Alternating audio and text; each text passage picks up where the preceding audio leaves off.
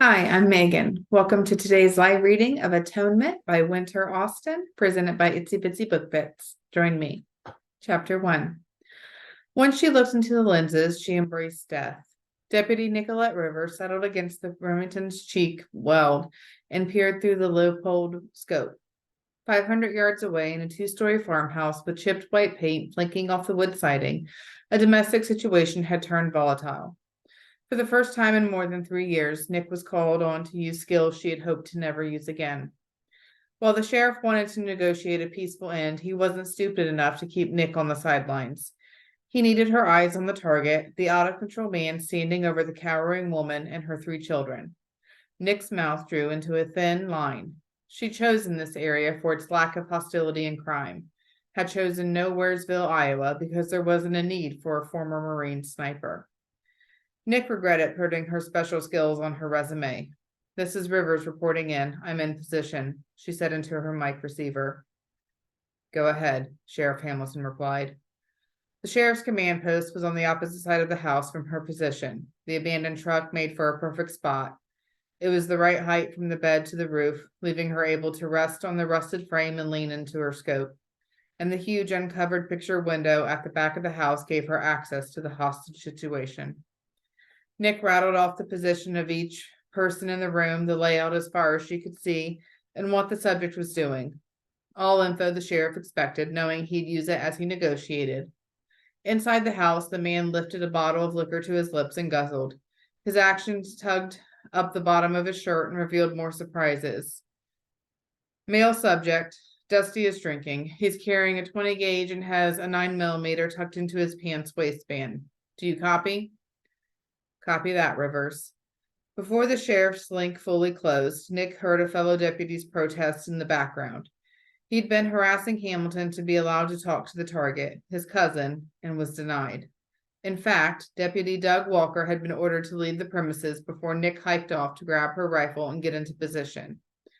Walker swore up and down his cousin would never in a million years hurt his wife and kids. Never. Famous last words.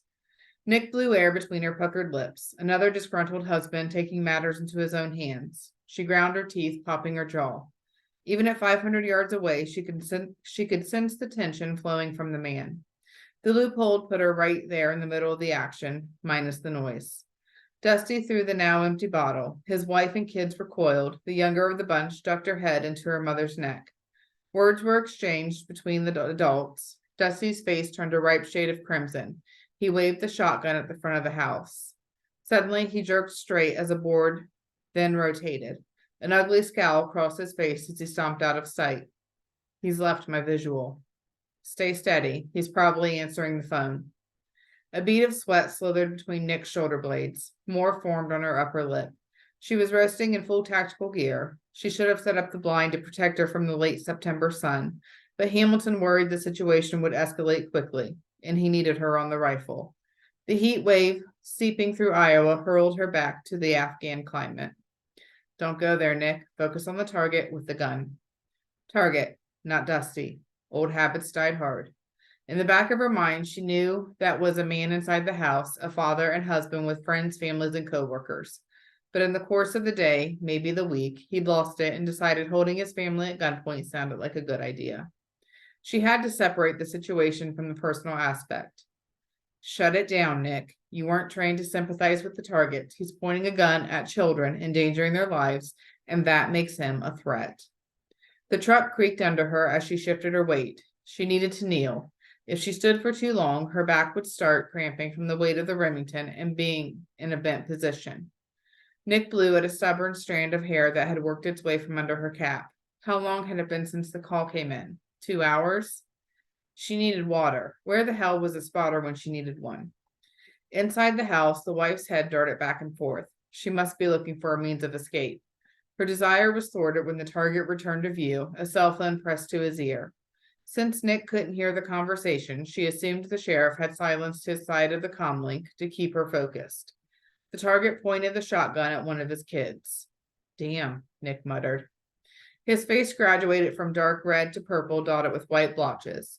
He pulled the cell away and screamed into the mouthpiece, then threw it out the window. The unit hit the glass, and the web of fractures blocked her view.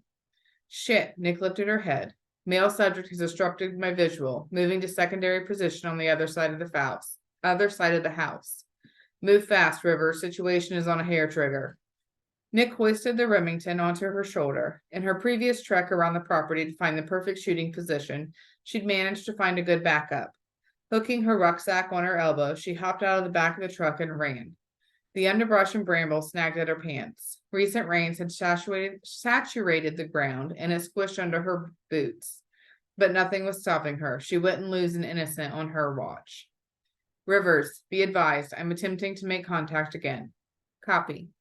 Nick ducked under a tree and shuffled to the spot, looking directly at 3 small windows on the east side of the house. Falling onto her knee pad, she removed the tripod from her rifle and prepped the weapon for a kneeling position. She brought her right knee up and planted her booted foot into the firmer soil. Bracing her right elbow on her thigh, she leveled the rifle at the window and adjusted her sights. Movement in A2, the first floor's second window, snagged her attention. Nick lined up at the window and saw the man. Her gut twisted. Male subject spotted. He's got the shotgun leveled. Rivers, stand by. Deputy Walker's fading hollers of protest rattled through Nick's head. Oh, hell. Sheriff Hamilton was thinking she'd have to put one in the subject. Focus, Nick. Counting to 5, she slowed her breathing. Her focus zeroed in on the image in the scope. Detach. Her breathing now matched the pace of her pulse. Slow and steady. Embrace the death. It's a good kill. Rivers, you're clear to shoot. Do you copy?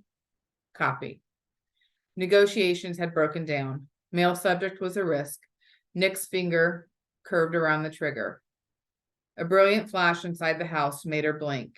Son of a bitch, Hamilton's exclamation hissed in her ear. The subject pumped the shotgun and lifted it. In that split second, from about 600 yards, Nick took the shot and neutralized the threat.